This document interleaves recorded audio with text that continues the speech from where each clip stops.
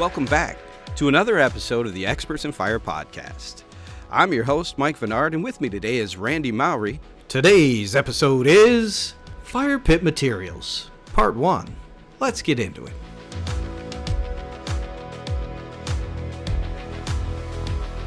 Hey Randy, how you doing, brother? I'm doing great, Mike. How are you today, sir? I am fantastic. You know what? There were 5 deer wandering around the backyard, and the chocolate lab let me know they were there. It was pretty cool. That's right. He's like, let me out, Dad. I'll get them for you. Let me out. I don't know if she would. She'd probably just run around borking. Bork, bork, bork, bork. Welcome to the country, though, man. Welcome to the country. We got turkeys, we got deer, we got geese, we got a gaggle of things out here, so it's pretty fun, man. So, Randy, let's talk fire pits, man. We're during the pre-meeting here, we were talking about it, and man, we're already seeing a steady uptick in outdoor. You know, as you go around the country, it's starting to get nice out. It's getting beautiful. I mean, it's still, we could get snow here, but head south and it's pretty gorgeous. And people are starting to get into their yards. So we figured, man, let's do an episode on the different materials that fire pits are made of and kind of talk through, you know, benefits. There's pluses and minuses to all of them. There is, absolutely. And I really feel like all of them have a lot of pluses and very few minuses. But I kind of want to walk through it for folks and help them understand as they're going out and looking for a pit, what they're looking at and what they're seeing, you know. And really a lot of it depends on environment, what they're around, what kind of elements they're going to be, that type of stuff. But let's just dive into the different materials. And I think we had listed here concrete first. Is it really concrete? Yeah, so it's definitely a good one to start with because it's like classified as what they call GFRC. So it's glass fiber reinforced concrete. So what we're doing is we're blending fibers to make that concrete even stronger when it's out into the field and stuff. You know, we're in Michigan, so our weather is just up and down.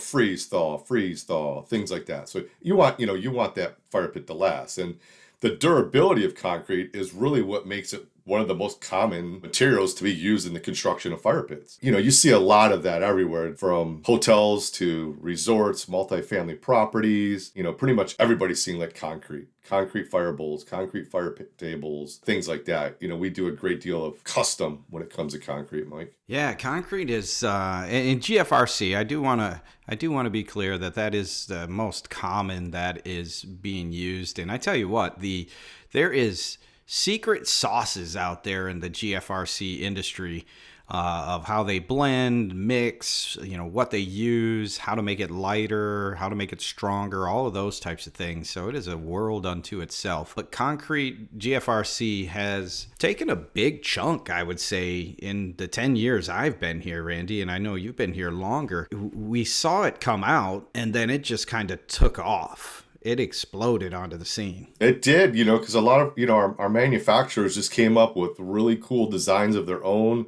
They created the molds to be able to put these things into production, whether it's a fire bowl, a linear rectangle style fire pit tables, and they just created these molds. And then concrete was also, we can do custom. I've done custom 12 and 14 foot tables for, entertaining properties. And with the concrete, the one thing with concrete is if somebody wants a custom, kind of we'll call it the downside of it from maybe the expense part of it is the mold, because if it's custom, you have to create a mold for said custom piece size, etc. That would be the only, real drawback. And then as you get bigger with some of those, weight could be a concern with GFRC, unless you're talking about the Tondo, the Woodland Direct exclusive Tondo, which is a 2-part system. GFRC makes it way more manageable, lightweight to get moved around. But outside of that, we do a lot of custom in the GFRC world. It just, we just want to express it. There is a there's a process there. There's a cost that is involved in doing that. And you got a lot of colors that are available. We talked about Michigan. They're designed, they're built to withstand the elements, whether it's East Coast, West Coast, North, South, wherever you're at. I remember, Randy, when GFRC really started taking off, we were working with a couple manufacturers and they would customize for us. And, we work with some high-end, high-profile clients. And so we would work through custom and they would take that mold and mess with it a little after they had finished the project and turned it into some of their standard stuff. So it's kind of fun to see how our manufacturers have been able to really work inside of the customer's needs and then turn around and go, well, man, if they like it, somebody else is going to like it. And now we have it. It's just on our site and it's available. And now it's just available. Exactly. That one man's custom decade ago is now kind of like the standard. And, it definitely has been very cool and exciting to see that. You have fire-related questions, and we have answers. You can email us your questions at podcast@woodlanddirect.com or give us a call at 586-221-3638. We would love to be able to answer them right here on the Experts in Fire podcast.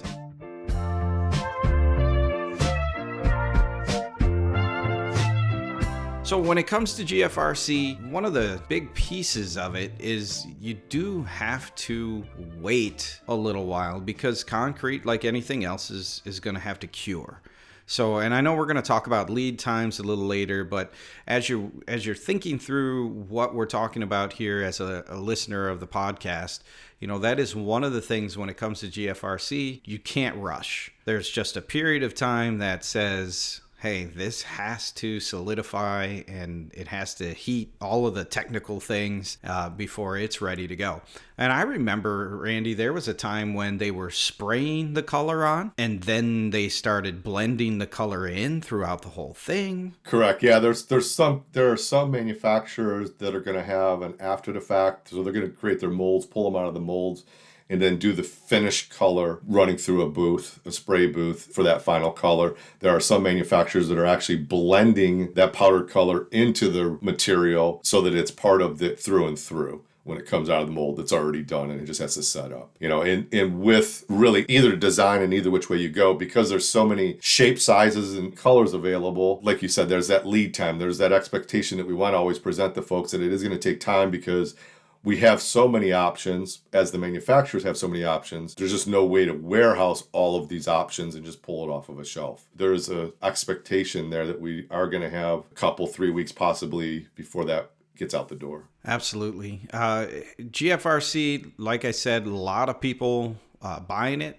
It is durable, it's strong, negatives, heavy. And like Randy said, that was one of the things we tried to solve when we designed the Tondo fire pit. And we have more coming out that in different shapes that are in two pieces so that they're easier to handle. We work with a lot of clients who need these things up on a roof. Randy, I think you've had clients that have had to get cranes to put these things up on high rises and different buildings. Absolutely. There, when we do talk about weight, some of these things could get into a couple thousand pounds easily. And so you need to have that piece of equipment that's going to get it from A to B, A being the truck at that curbside delivery, B being that final resting spot. Weight is a big issue with some of the larger units, when you're talking fire pits that are in quite size, 90 inches, 120 inches, things like that. You're really getting up there in the weight. We sell a lot of concrete. I know a lot of our employees have GFRC fire pits. They love them. We love them. But it's something, as we walk through this type of a podcast, we're just trying to educate so that you're aware. If your client has selected GFRC, then you're going to want to make sure that you have in the bid, how am I going to get this to its final resting spot? Because we've heard stories of fences coming down and skid steers taking out lawns, and we have, yes. Think through that process for sure. Definitely want to think through that process, yeah. And it's always good to know if somebody's ordering a heavy fire pit like this, and if it's like, my folks at home that want a said fire fire pit and I'm not in the business, I have a lot of clients that will freight forward that right to like a local moving company that they search out and find, and then said moving company will bring it to their location for them because they'll have the people, the manpower, the equipment. So I don't want to discourage, Mr. or Mrs., Jones at home saying, oh man, I have to do all this. Local moving companies are your first bet. If you're not working with like a professional landscaping company that has equipment, those are really good sources to use because a lot of times they'll take that delivery for them and then they will bring it out. It's similar to like a white glove service from that company. But that's something that they do on their end. Let's be clear though, Randy, they're going to come out and set it in place. They're not going to make the connection. You need that gas professional to make that connection. Exactly. Yes, sir. All right. So that's GFRC. Let's talk about, this one's funny because we first called this the steel category, and it's really there's a lot of different things going. So metal, when it comes to metal, there's steel, there's stainless steel, there's copper, there are other steels metals that we work inside of. So we just kind of picked these three. Let's talk about metal, Randy. What are you thinking there? Kiss is coming to Detroit. Oh, you meant fire. We're still on fire pits. I thought we were talking rock and roll metal. Sorry.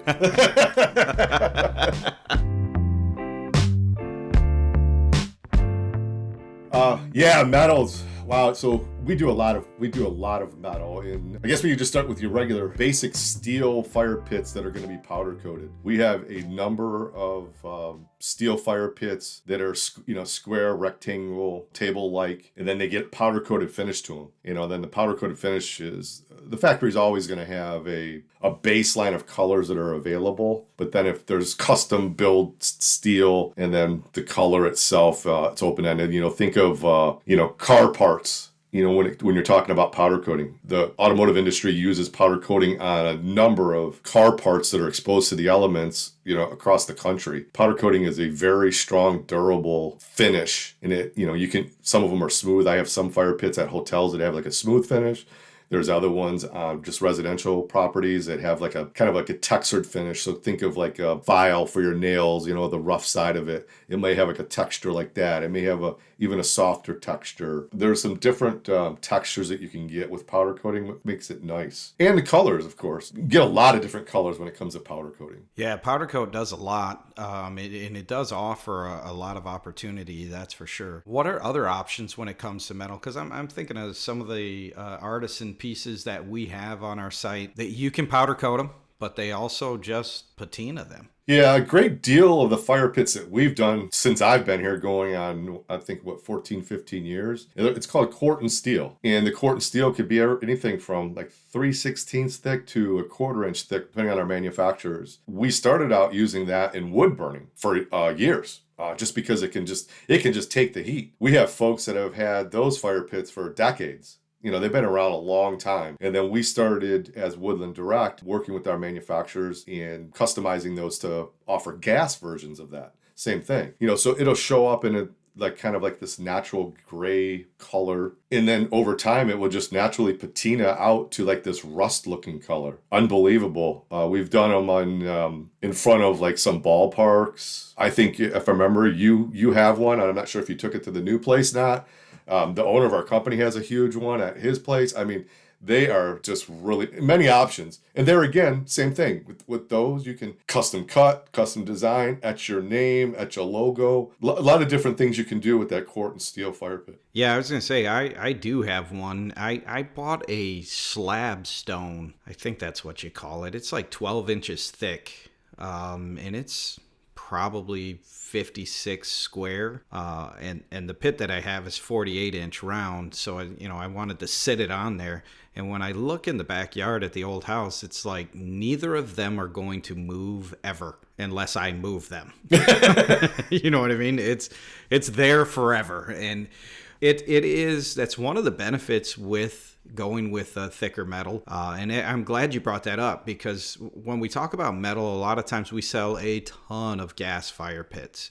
And that's what most people are looking for. I want to flip a switch, turn it on, let it go. And I understand. I live out in the country, so I've got branches and stuff all over the yard, and I can throw it in the pit and fire it up and burn it all. So when it comes to wood burning, there are some excellent options available as well. Sometimes people look at it though and they don't understand, why would I pay, $1,100, $1,200 for this fire pit when I could get one that's just a little smaller, or maybe it's significantly smaller from the Home Depot for a couple $100? I would say 99 times out of 100, because of that couple $100 is going to get you a season. That's what it's going to get you. And I've had one of those at the old house that was there when we moved in, and it was toast when I got there. It is the difference between something that's going to go into recycling and something that's going to be there for the rest of your kids' lives. It's something to consider. You have to consider what you're looking to do with it. If it's just something you want to... Man, in Michigan, I don't know if it's popular in other states, but in Michigan, it's super popular to just bring out your little fire pit in the driveway in the subdivision and have a little fire. Yeah. And I'm watching people burn stuff, and I'm like, you shouldn't be burning that, man. Right? But it's super popular for Michiganders to do. And I understand that it has to be the right scenario, but I can tell you, I had a wood rack by that fire pit, and a tree fell and it squashed the wood rack. I mean, I can't use it at all, right? I mean, it's just twisted and squished.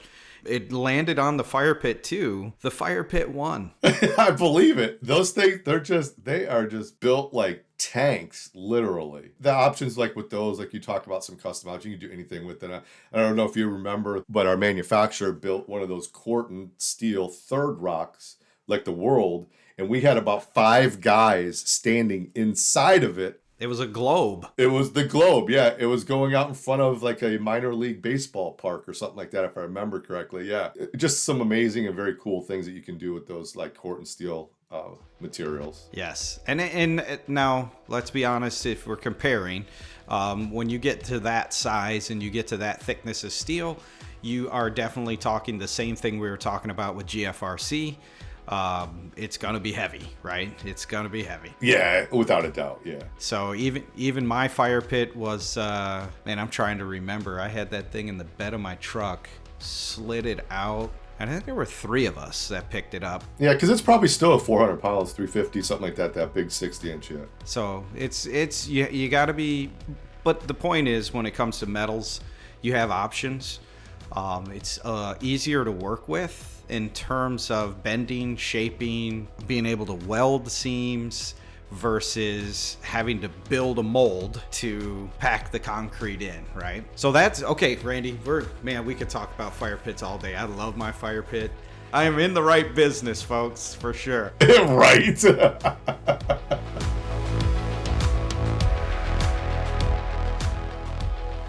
Join us next time for Fire Pit Materials Part 2. We'll see you then.